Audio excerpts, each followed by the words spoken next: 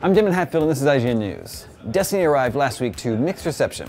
Some say it feels like a pretty standard shooter and have criticized the lack of story and characters.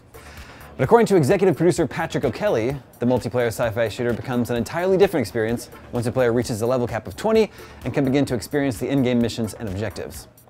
O'Kelly told Xbox Wire, "I think what players will find is that the game unfolds and transforms over time.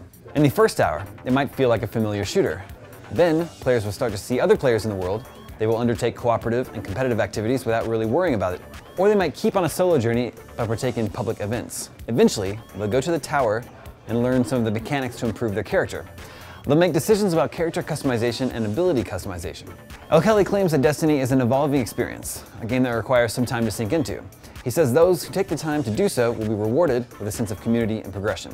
He went on to say, 20 hours in, I think that players will find that they've evolved to play a whole different kind of game than the shooter that started them off. They'll find that they're immersed in a different world and are deep into the history of their characters. They'll have built a community of other players, and, without realizing it, they'll have learned some sophisticated mechanics that enable them to gear up and dive into a 6-player cooperative raid in pursuit of high-level exotic weapons and armor.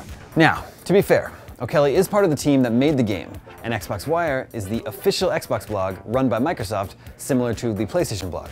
Both of these groups have a vested interest in selling copies of Destiny, so make of these comments what you will. For all your video game news, stay tuned to IGN.